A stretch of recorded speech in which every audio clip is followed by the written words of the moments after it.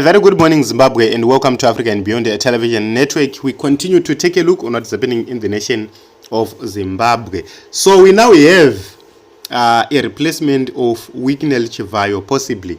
Comrade Manje says, "Dear compatriots, it appears the new kid on the block has taken over the role of distributing Mnangagwa's cars from Chivhayo. In preparation of his attempt to stay beyond 2028, Mnangagwa and his sons have been grooming crooks who are helping with their Mafidi 2030 agenda." Who is this guy? There is that guy watakambotaura akaenda kumawo veterans akanzi aisa mari kumawo veterans. They announced kuti kwane 1.5 million so far anonzi Tungwarara. And this is the guy ari panapa. When you see Vanasinobo Tongogara achitaura, he said, "Congrats to Varazi P and Chairman Mbiamai John for receiving the gifts of 2 cars. So, one for Varazi P and one for Chairman and Namai John." So, this is Wavarkutie presidential advisor. Tungwarara is a special advisor. He's the same guy who is running the issue of veterans funds.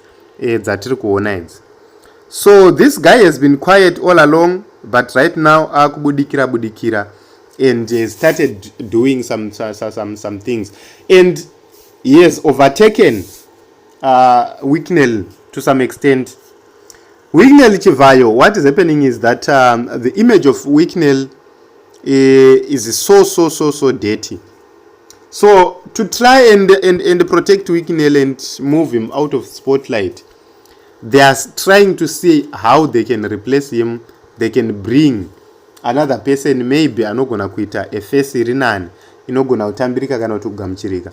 There are instances where Wicknell goes to some places agamchirike atambirike, and Tungwarara is coming in. So this is what is happening in the nation of Zimbabwe, kuti makuruku arikuwanda, and ndokwatiri kuenda uko. Pamune mchifungidzira kuti zvinhu zvaakuita nani, zvaakuita soft, ndo pamunongoona pachingomuka umwewo akutotanga futi.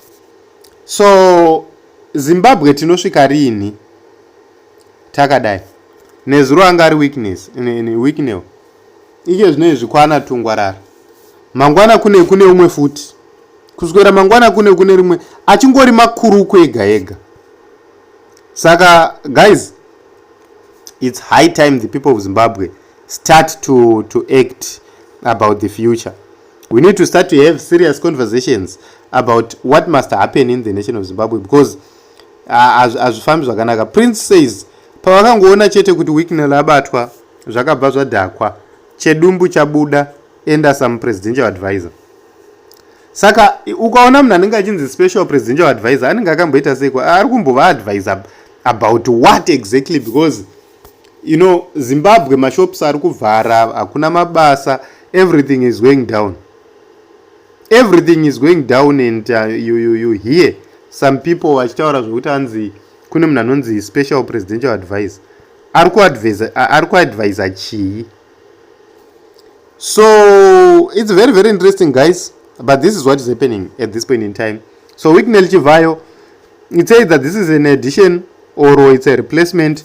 We will be watching to see what is going to continue happening. So Chedumbu Chigananda has been on the spotlight for looting and thievery, but this guy Anonzi Tungwarara is more based in Dubai. So you know they will try by all means possible to hide him, vachididi vakumbomutambisa front on critical issues. So we will be watching to see how everything is going to happen, but ndo mamiriro azvo muZimbabwe mune chitsotsi chakakura chiri kuitika, ende rimwe zuva chitsotsi ichocho chichabuda pachena, kwete kungobuda pachena, kuchachemewa muZimbabwe.